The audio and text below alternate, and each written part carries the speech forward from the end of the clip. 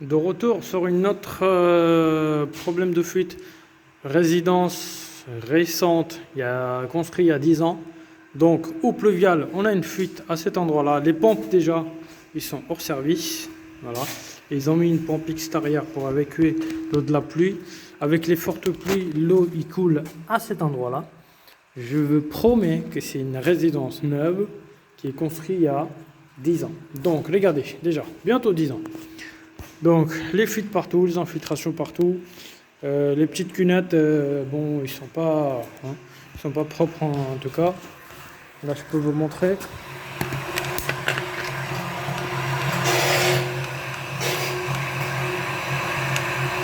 Voilà. Je comprends pas pourquoi ils ont mis une pompe en permanence. Et en plus, le pompe qu'ils ont mis provisoire, il est mis dans le direct. Donc, ce qui fait qu'il tourne en permanence. Et ça, c'est un gros problème. Il va faire péter il va faire péter le pompe. Donc, aujourd'hui, les amis, je vous montre ce qu'on va faire. On a ramené une barre 240. On a acheté, c'est ça, c'est un manchon avec butée 140. Un manchon de la réparation, c'est bien horizontal.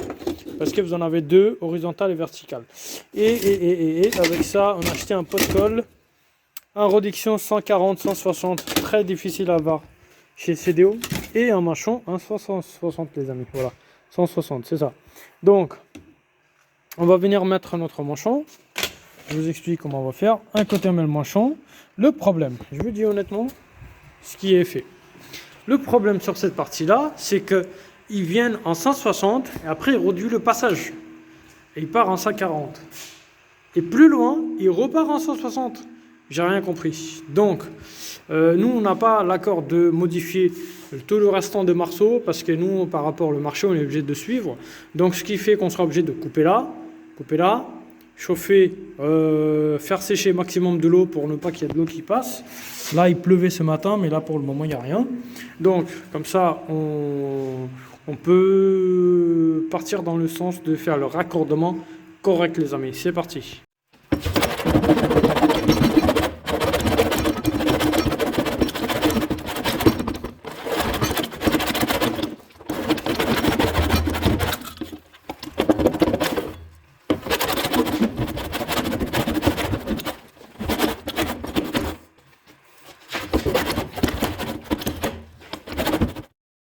Regardez, je vous montre. J'ai à peine coupé ici. Et ben voilà. Regardez ce qui était emboîté là. Putain. Un petit marceau. Qu'est-ce que ça va coller à votre avis? Regardez. Rien. Nada. En plus de la terre. Et bah c'est sale. En plus, l'eau il passe pas. Sur ce côté-là, vous voyez, c'est presque sec. Et sur ce côté-là, à cause de la terre, l'eau il passait pas. Voilà. Ils ont mis manchon buté qui était moitié collé. Et regardez, l'autre morceau là, il était même pas collé complètement. En plus, il manquait la colle. Là, c'est plus ou moins propre à l'intérieur. Donc, je passe un coup de chiffon. J'ai juste à faire sécher un petit peu. Et puis après, je prépare la collage de 160 avec un manchon. C'est parti les amis, le collage. Quand on fait du collage sur les gros diamètres, il faut toujours prévoir un gros pot de colle. Parce que les gros diamètres, ça bouffe.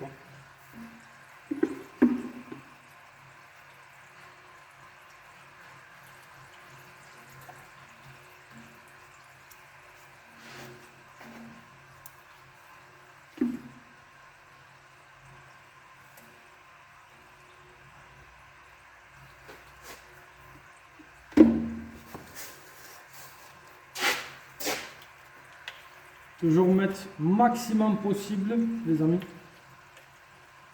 Parce qu'on ne sait pas si à un endroit il manque la colle. Ben là, on sera dans la merde. Hop.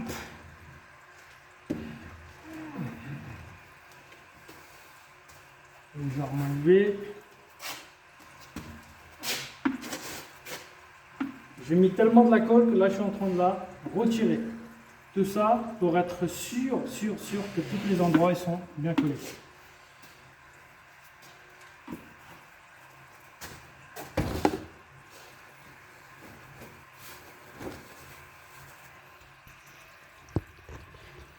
voyez, j'en ai mis tellement que là je l'ai enlevé. Donc, même en arrière, là je le vois que ça a bien collé. Je vous explique une chose les amis, sur le diamètre 140, peu importe quel diamètre. Normalement, le règlement le règlement neuf, c'est que l'emboîture, la tête de l'emboîture, il faut qu'il monte dans ce sens-là et la partie mâle qui s'emboîte vers la femelle, il faut qu'il soit dans la pente. Donc là, ici, j'ai acheté le manchon, mais je préfère ne pas le mettre le manchon, je vous dis clairement. Ce que je vais faire, moi je suis en train de prévoir de chauffer le tube, de créer mon propre emboîture. Comme ça, je suis tranquille. C'est parti. Nettoyez bien à l'intérieur. On ne laisse pas les résidus. Et là, après, vous allez chauffer votre marteau. Pendant que je suis en train de faire l'emboîture, j'ai mis un chiffon à l'intérieur pour que le chiffon il cumule la chaleur, pour éviter que la chaleur elle va plus loin. Et là, regardez, à peine j'ai commencé, j'ai déjà vu le jus dans le PVC 140. J'ai déjà commencé à faire l'emboîture. Regardez, je suis en train de chauffer au maximum. Et hop, je vois que là, mon PVC il commence à avoir une petite forme. Vous voyez, il commence à se lâcher, il commence à devenir un peu flexible. Donc, c'est parti. Je prends mon manchon de la réparation. Allez, sois gentil, sois pas trop méchant. Et voilà, hop, hop, voyez. Hop, je le tourne. Et ben voilà. Du coup, une fois l'emboîture est faite, il n'y a plus qu'à chauffer vite fait pour que le morceau il s'installe correctement.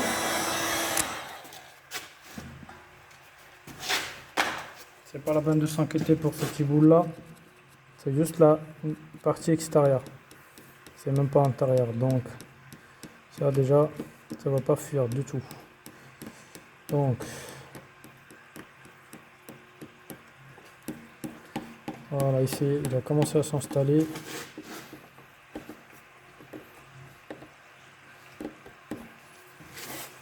Une fois que l'emboîture est faite, donc là j'ai mis manchon de la réparation horizontale. Donc là, ce que je vais faire, c'est je coupe le morceau qu'il me faut à peu près. Je prépare, mais d'abord je colle cette partie-là. Je prépare le morceau. J'ai un peu de décalage pour pousser le tube. Voyez. Donc là, je peux ravancer 1 cm à peu près. Donc ce qui fait que j'aurai toujours 2-3 cm dans l'emboîture et 3-4 cm dans cette partie d'emboîture de manchon de la réparation. C'est parti. Donc les amis, j'ai préparé le joint avec l'écrou sur la tête. Un morceau de 59 centimes est coupé. J'ai préparé un joint caoutchouc avec l'écrou qui vient se visser au-dessus. Donc chaque fois que vous coupez, essayez de couper droit, pas comme moi. Voilà. Mais n'oubliez pas de ébavurer côté extérieur et nettoyage côté intérieur pour éviter que tout résidu il reste lorsqu'il y a l'écoulement. Voilà. Hop. Hop. Allez. Voilà. Donc, là je fais pareil. Je viens appliquer la colle.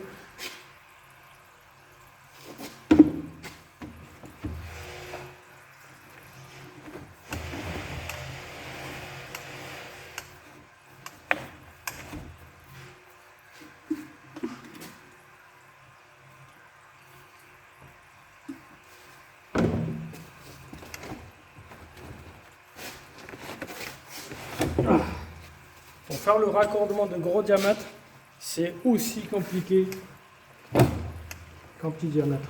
Sauf que le gros diamètre, c'est toujours une grosse bordelle, une responsabilité. Lorsque vous faites du collage, il faut qu'il soit bien collé. Si c'est mal collé, c'est de la merde. Donc, là, je vais essuyer avec un chiffon un petit peu côté extérieur pour garder une partie de finition. Hop. Voilà.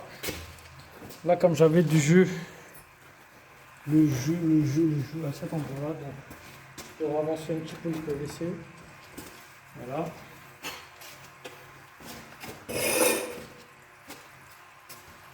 Un tout petit peu. Voilà. Une fois que tout est collé, tout est nettoyé, une astuce que je vais vous donner. Dans votre véhicule, gardez toujours un savon, un petit peu de savon liquide ou du gel. Vous allez me dire pourquoi, je vais vous expliquer. Venez appliquer sur le joint caoutchouc, ça va vous aider 10 000% à déjà avancer et le serrer très facilement les amis. Donc, regardez comment ça avance tout seul, tranquille. Donc je commence à mettre le bas d'abord parce que j'ai pas de visibilité. Je le sens avec les doigts et ça fonctionne correctement et ça s'emboîte. Hop, voilà. Une fois que j'ai fait par le bas,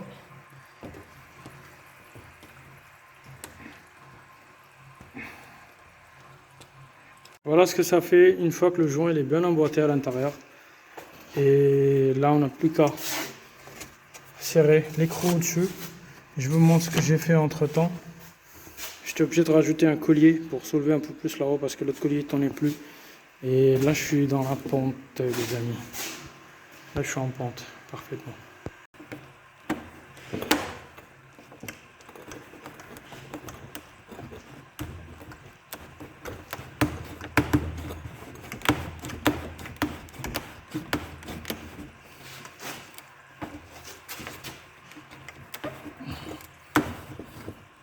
Là, je vais serrer le maximum, les amis. Quand ça commence, ça va être un peu compliqué. Regardez l'astuce. Vous voyez comment ça a avancé là? Voilà, finito le remplacement de colonne. Que sur cette partie-là, je veux dire réparation de fuite sur 50 cm, c'est fait.